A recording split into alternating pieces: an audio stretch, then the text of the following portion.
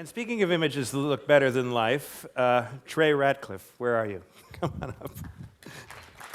Thanks.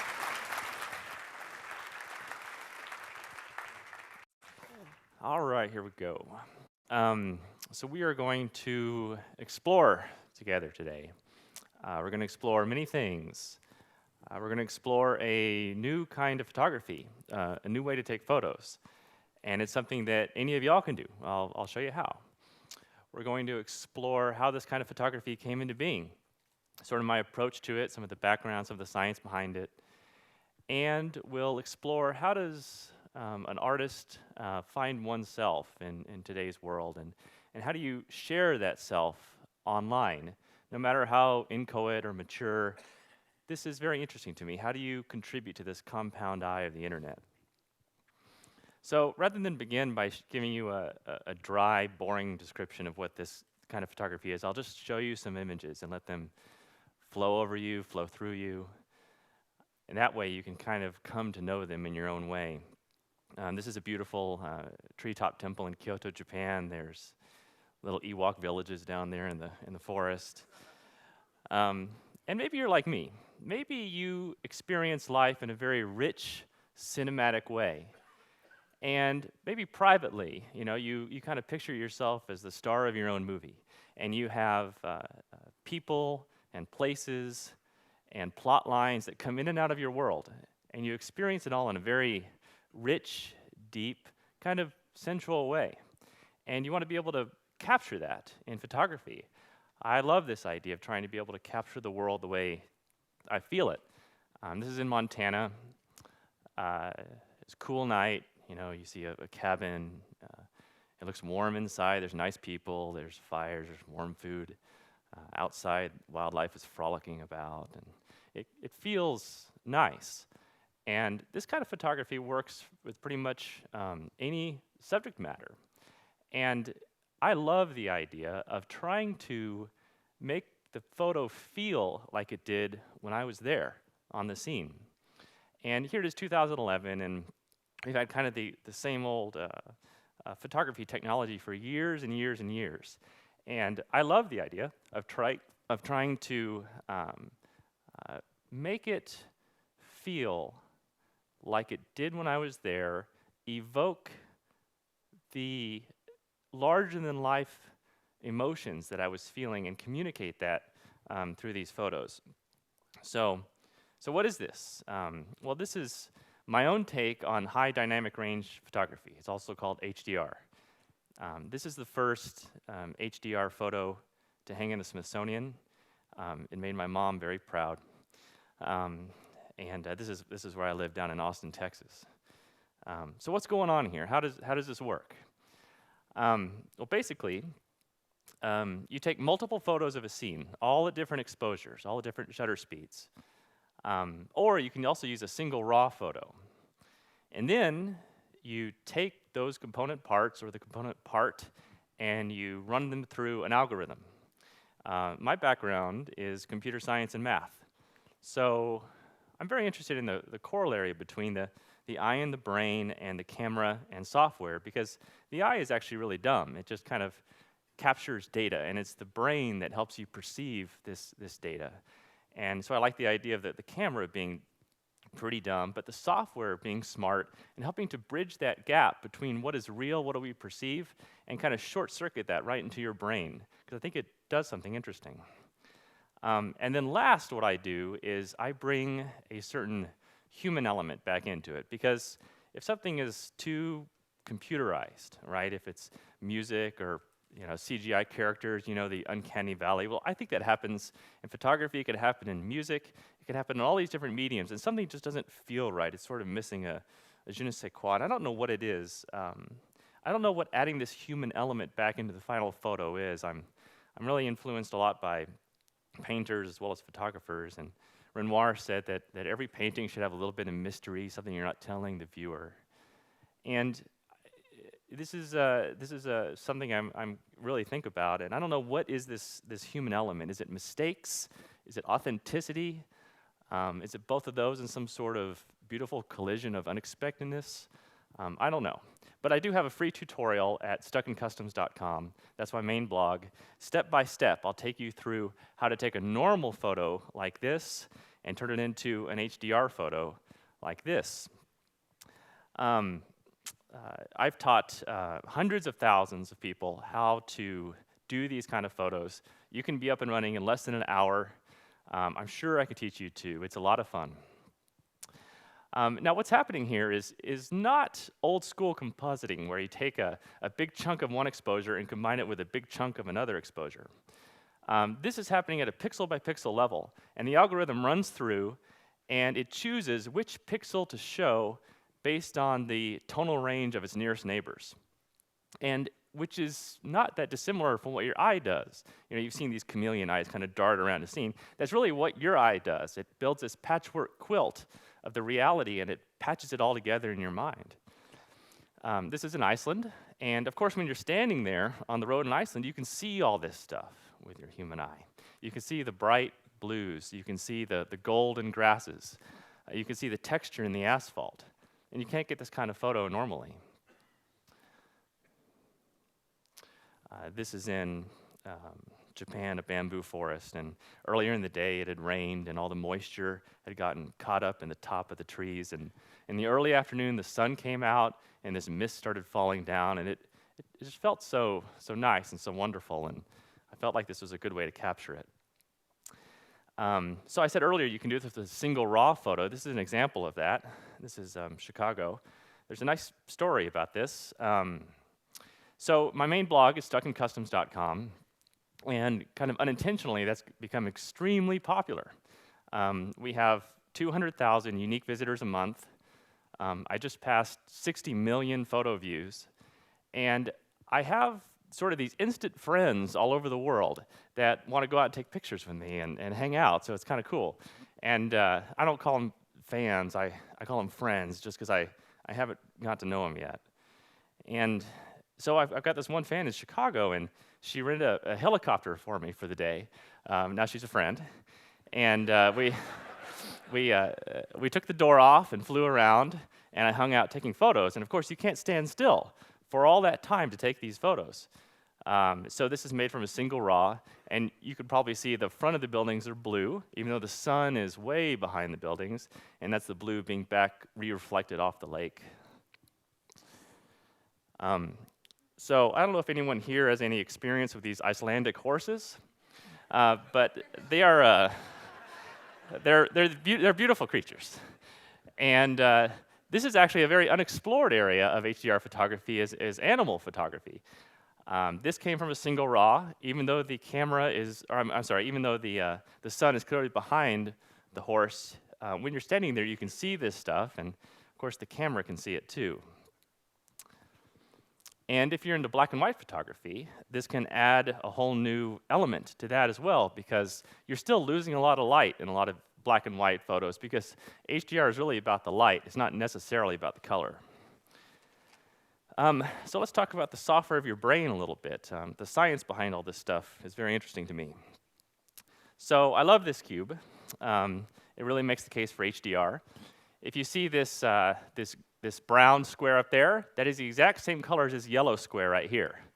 And I'll prove it in a second. But it makes you think, what is your brain doing when you perceive the world? You have these internal code, decode, lookup tables for every color, for every kind of light, and you kind of fake yourself into this certain reality. And here you can see they're the exact same color. So it kind of begs the question, well, how do you represent the true color and the true light of things in a final photo? And it makes you wonder, what is the true color and true light? In fact, whenever you visit any particular scene, you look at this and you say, okay, well, I see black and I see gray and I see white. And then something else comes along and you're like, oh, that's my new white. Then something else comes along and say, that's my new white. So isn't it interesting what the brain is doing, how it just visits that one little world and it completely changes its reality for that given time frame. And of course, that's the real white. This idea of relative light levels is really cool here. So there's two people, one on the left and one on the right. On the left is a female, and on the right is a male. Actually, that's not true. These are the exact same face. The one on the left has 5% more contrast. And So it shows what happens in terms of light levels when one thing is relative to another thing. And also, I think it's interesting anthropologically because we're hardwired to notice females as having a little bit more contrast in their faces. So some of y'all may remember this from high school. This is the EM spectrum. We can only see this one thin little slit in the middle. This is what Richard Dawkins calls the mother of all burqas. And so what I think is interesting is just beyond the visible area, you get into heat. So where your eyes stop, your skin begins. Because when you're there on the scene, by using some of these warm tones, you can actually make the viewer feel subconsciously a little bit warm. Because remember, your brain doesn't remember photos. It doesn't remember JPEGs like on an iPad. It's this rich neural network, and it's everything you see and feel and hear and smell at the time. And of course, the absence of the warm tones are the cool ones. This is in far south Argentina on the edge of Chile. You can make the viewer feel a little bit cool. So now I'm just going to kind of run through a bunch of different photos, and I'll kind of talk randomly about photography. This one is actually a painting, it's not a photo, but the rest are my photos. So let's go back to this idea of the neural network. I'm really interested in people's reactions to these kind of photos because I show people all the time, and for most people, it's their first time seeing this kind of stuff, and it does something to them. And I'm particularly interested in those people that don't like it. Certainly, there's nothing wrong with them, but I do try to understand because I'm interested in it. I do think that about 60 or 70, with some gray area, % of the world see the world like me, right, in sort of this colorful, light-driven way. There's about 20 or 30% that do not like this, never will like it. It just doesn't do anything for them. Now, when you're born, right, you have eyes, and they're hooked into your brain, just like you have legs that are hooked into your torso, but you don't really know how to use them for a while. It takes a while for all that wiring to make sense. And they say intelligence is just the ability to quickly recognize patterns, right? We're just these pattern matching devices. And when you start having stuff come through your eyes, you start to prioritize the order in which you're going to do this pattern matching. And for me, and maybe for a lot of y'all, if you find this stuff interesting, when you look at the world, first you see light, color, and saturation, and then you see line, contrast, and shape. You still see it all, but that's the order in which it comes in. Now, for that other 20 or 30%, they see the same thing as we do, they just see it reversed. First, they see contrast, line, and shape, and then they see color, light, and saturation.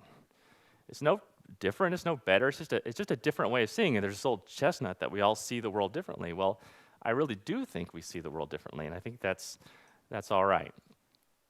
So there's a lot of different photos up here. What I do on the blog, on Stuck in Customs, is I put up a new photo every single day.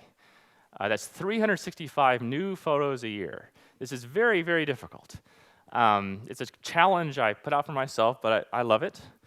To come up with things that I find interesting, right? And I do this really for myself, and insofar as other people like it, that's great. Jump on in, the water's warm. But I do it because I do love it so much. And this idea of an artist finding oneself nowadays is another interesting topic, and I think and talk about this from time to time, and it's different now, right? Because of the internet. And you can share your soul openly at any time, and this idea of self-curation is very important to the artistic journey because you produce a lot of stuff, right? And you don't know whether it's good or not. You have some inkling as to what's interesting and what's not interesting. Well, I always encourage all artists, even if you're new to the game or have been doing it for a while, to share this stuff online because people want to see it. And then you're going to get some very interesting feedback loops. And these feedback loops can help increase the rate at which you find your artistic self. It doesn't mean you want to take input from everybody and rely on it as the gospel, but you do want to get this feedback. And what will happen unintentionally is as you put yourself out there and make yourself very vulnerable, people get auto-filtered into your world. And it's sort of an interesting thing because you don't have to worry so much about finding people who you might like because they find you. And you almost have these instant friendships with people that they feel like they've gotten to know me pretty well just through my art. And then if they like me, there's a pretty good chance I'll like them too. So it's a very nice way to grow artistically and grow relationships and all kinds of unexpected side benefits of this stuff. I love the idea of capturing time. I don't think we store pictures in our brain. I think we keep little 2 or 3 second snippets of time. And trying to capture the flow of time in a single picture to make something feel right is interesting to me. This is the flow of time over the Temple of Heaven in China. So what's next? This is my next big project. I'm not going to talk much about it other than to say it's going to be awesome. And if you're into any of these things, Philip K. Dick's Valis, Baraka, Stevenson's An Anthem, the Singularity, if you're into any of this stuff, well, I think you're going to love it. Okay, I'll talk about something else now. Not related to this picture. I'll just leave it up there because it's pretty. So Michael Hawley, he emails all the presenters a lot, and he says, feel free to take risks. In fact, I encourage it. So here's my risk. So there's nothing in my background that says I should be a photographer, but I think that's one of the things that I am. And I'll be very, very frank with you. You already know that my background is engineering. But I've never read a book on photography. I never took a class on photography. When I was born, I was blind in one eye. I can still only see out of my left eye. And I got my first camera only about 5 years ago. And I can look back now and see that, I had unexpectedly and unintentionally been preparing for this my whole life. I can look back now and connect these dots. And so maybe you're sitting out there or watching on video, and you feel like inside of you there's some kind of greatness, right? It's kind of bubbling around, or maybe a second greatness. You feel something, gently throbbing at the base of your skull, and you're not sure how to access it. You're not sure how to get to it, and in the meantime, you're surrounded by these great men and great women who have all these successes in life. And you feel this soft social pressure that, you ought to do something too. Well, here's another way to look at it. Just bide your time, be cool, relax, go with the flow, because maybe unintentionally, unexpectedly, you are also preparing for your own greatness. Keep stabbing in the dark, keep stumbling, and eventually you'll stumble into your own success. Thank you. Lovely stuff.